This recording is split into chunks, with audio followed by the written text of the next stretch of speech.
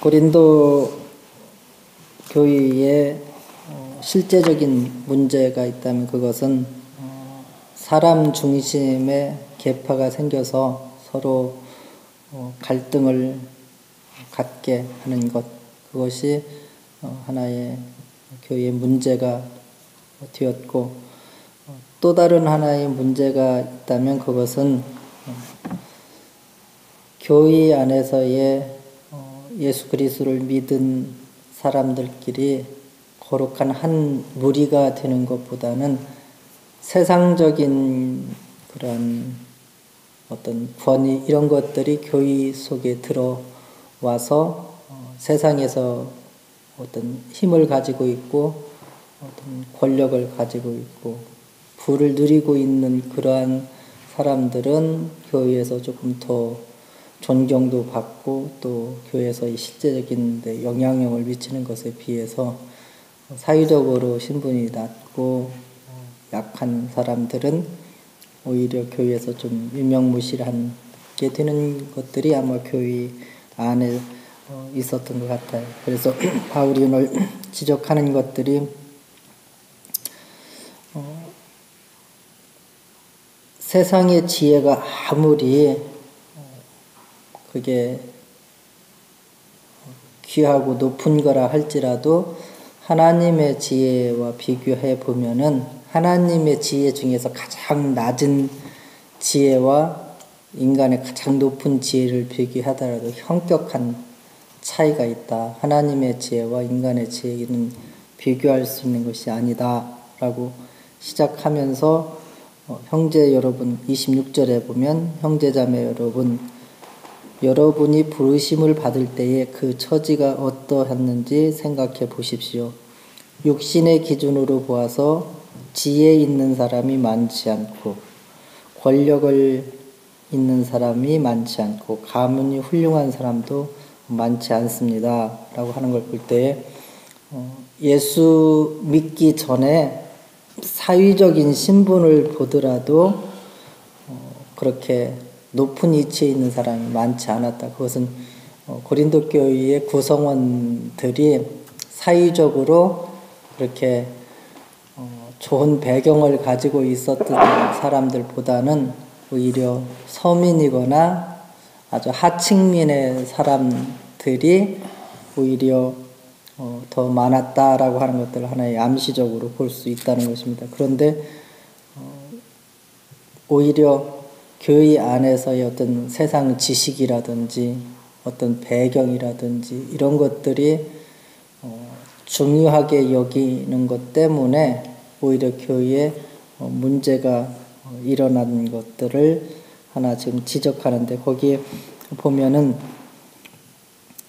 그 육신의 기준으로 라고 하는 말을 보면은 이 세상에서의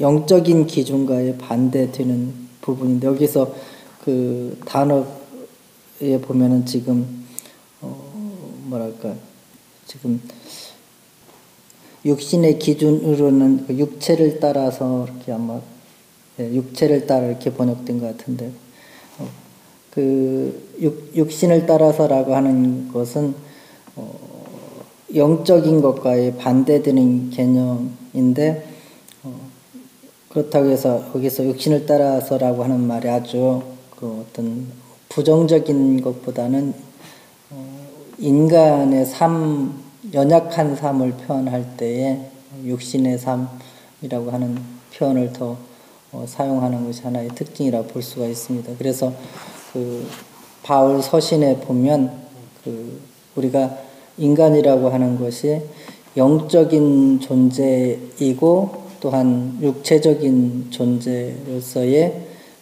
아주 그 긴장감을 가지고 있는 어떤 관계성을 가지고 있는 그것이 인간의 존재. 그것은 영이라고 하는 것은 그 인간이 하나의 창문이 있는데 그 창문을 열면 하나님과의 관계성을 갖게 하는 통로가 되는 그게 영적인 인간의 부분이에요. 그래서 근데 육이라고 하는 것은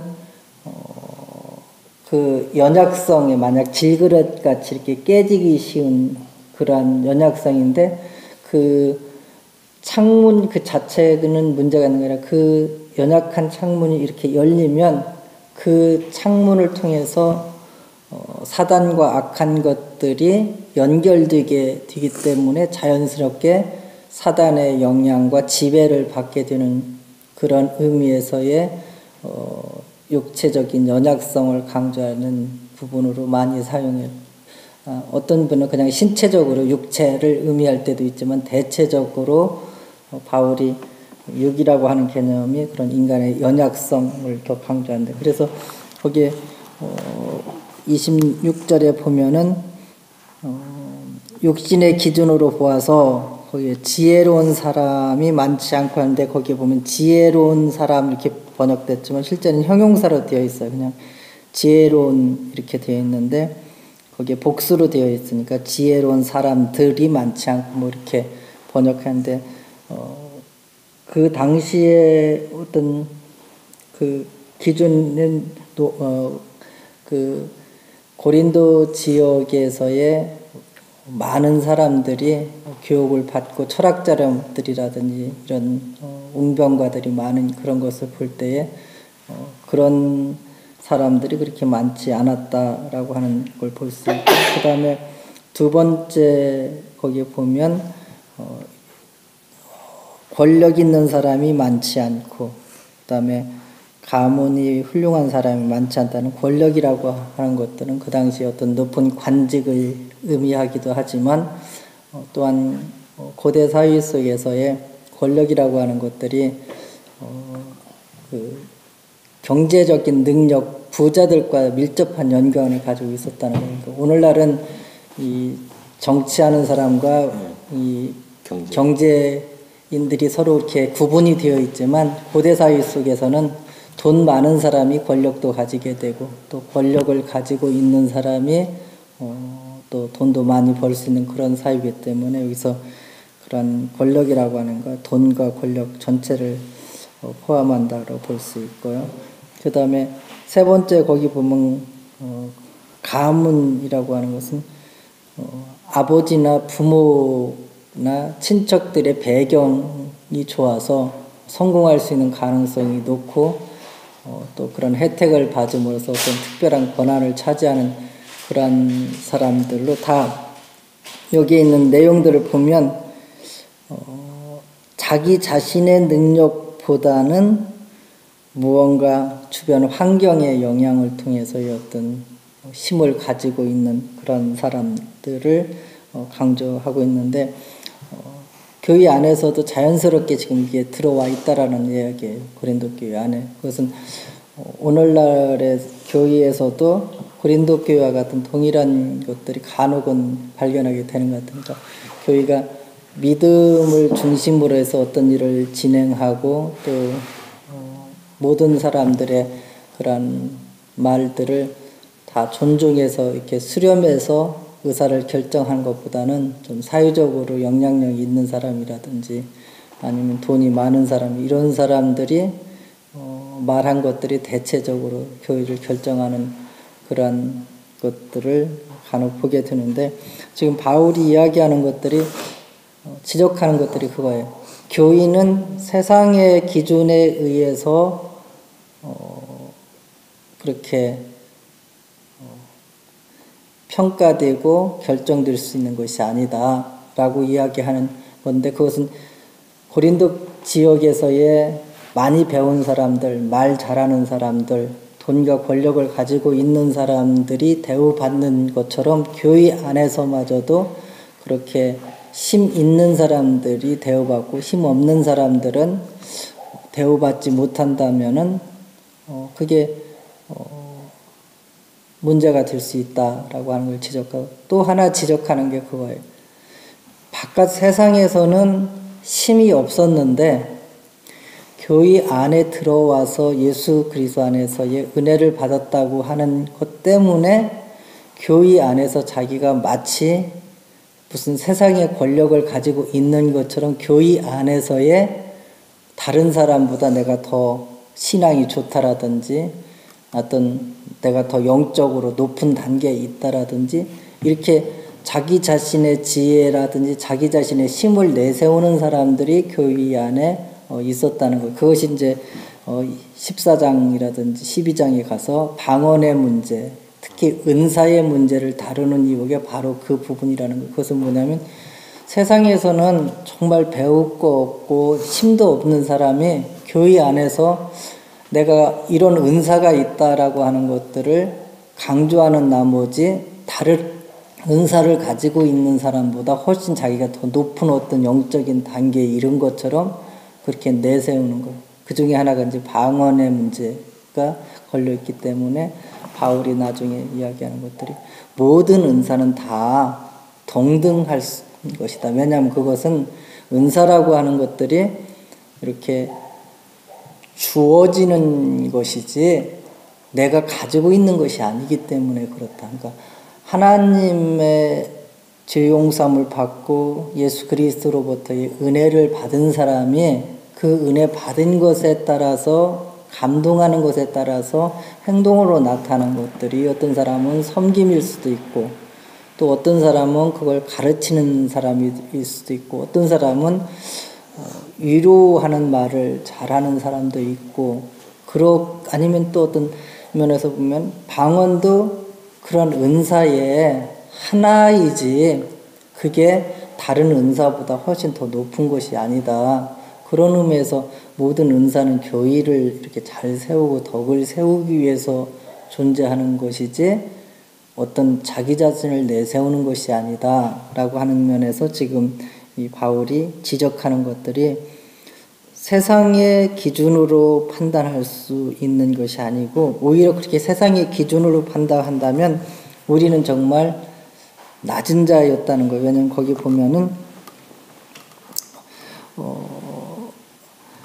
27절 후반절에 보면 가문이 훌륭한 사람이 많지 않다 그랬다면 우리가 교회 안에서 그렇게 세상적 기준에 봐서 자랑할 만한 사람이 사실 없었다.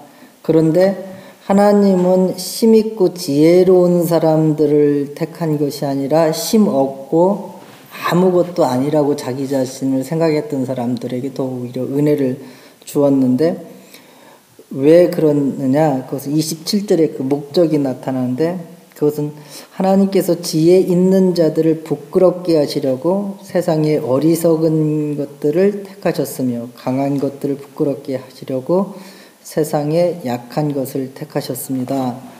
라고 지금 말하는 것은 뭐냐면 결과적으로 지금 바울이 고백하는 내용이에요. 그것은 뭐냐면 세상에서의 자기 자신을 의지하고 자기가 지혜롭다라고 하는 사람들은 오히려 하나님의 은혜를 받아들이는 것들을 은혜로 받아들이지 않고 자기 자신의 옳은 것들을 주장하고 자기 자신이 선하게 사는 어떤 노력 이런 것들 더 강조하다 보니까 결국 하나님이 거저 주는 것에 대해서 감사로 받지 못하고 오히려 거절하더라는 거예요.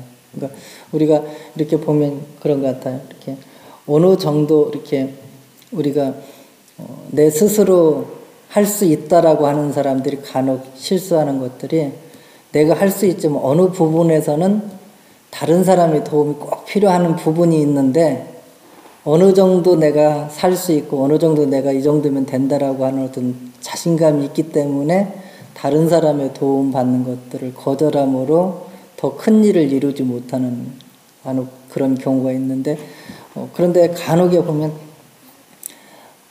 아무것도 자기가 할 수 없다면 그때는 전적으로 다른 사람의 도움을 받는 것들을 부끄러워하지 않고 오히려 감사하게 여기는 것 같아요. 근데 복음이라고 하는 것들이 바로 그런 거 하나님의 은혜라고 하는 것들이 가난하고 힘없고 아무것도 없는 사람들은 도움이 필요하기 때문에 복음을 받을 때도 그렇게 하나님의 은혜를 받을 때 그냥 전적으로 하나님이 주시는 건 받아야 된다라고 하는 그런 절실한 것 때문에 받고 거기에 이유를 달지 않는데 반면에 내가 어느 정도 뭔가를 가지고 있다라고 하는 입장에서 복음을 이해하려고 하면은 복음은 어리석은 것이 될 수밖에 없다는. 왜냐하면 그 십자가라고 하는 자체가 어느 문화권에 보더라도 그게 이해될 수 있는 게 아니었다. 고대 시대 때에 십자가라고 하는 것들은 로마 사람들 입장에 볼 때는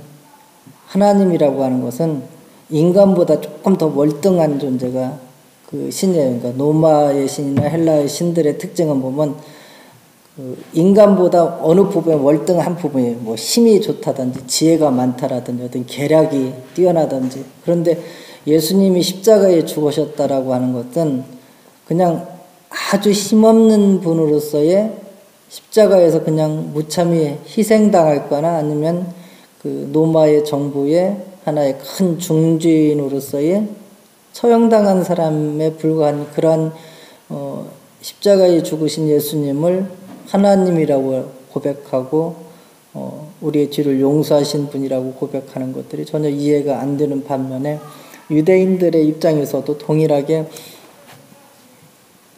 예수님을 죽이는 이유가 다른 게 아니라 돌로 쳐 죽이는 것도 아니고 목을 잘라서 죽이는 것도 아니고 십자가에 굳이 매달아서 십자가에 못 박아서 하는 이유가 뭐냐. 십자가에 매달려 놓으면 유대인들의 입장에는 하나님으로부터 저주받았다라고 하는 인상이 딱 강하게 심겨지기 때문에 바울이 예수님 나사렛 예수를 따르는 자들을 다 이단으로 정죄할 수밖에 없는 그건 명확한 거예요. 신명기적인 그런 예언에 의하면은 나무에 매달려 죽은 자는 하나님이 저주받은 건데 그 저주받은 사람을 쫓아다니는 광신도들이 있다는데 그런 사람들은 다 뿌리를 뽑아야 유대교의 거룩성을 유지할 수 있다 이렇게 생각하기 때문에 십자가는 유대인의 지혜나 헬라인의 지혜나 볼 때 전혀 이해될 수 있는 부분이 아니라는 거예요. 그런데 거기에 보면 28절에 보면 하나님께서 세상에서 비천한 것들과 멸시받는 것들을 택하셨으니 곧 잘났다고 하는 것들을 없애려고 아무것도 안 죄를 택하셨습니다. 그 이유는 29절에 보면 아무도 하나님 앞에서 자랑하지 못하게 하려 하는 것입니다. 그 바울의 특징 중에 하나가 바로 그거예요. 고린도전서 1장 29절에서도 복음, 십자가의 복음이라고 하는 것은 인간이 하나님 앞에서 아무것도 자랑할 수 있는 것이 아니고 그냥 하나님의 은혜에 의해서 구원받고 그 은혜에 의해서 살아간다. 그것이 이 바울의 핵심적인 내용이에요. 그러니까 내가 무언가 조금이라도 무엇을 해서 하나님으로부터 인정받았다라고 하면 그것은 내가 조금은 자랑할 수 있다라는 거예요. 그러니까 그 바울이 주장하는 복음의 핵심적인 것들은 단 티끌 하나만큼의 양이라도 예수 그리스도의 십자가 위에 다른 것이 가미되어서 구원받을 수 없다. 그것이 핵심적인 복음이에요.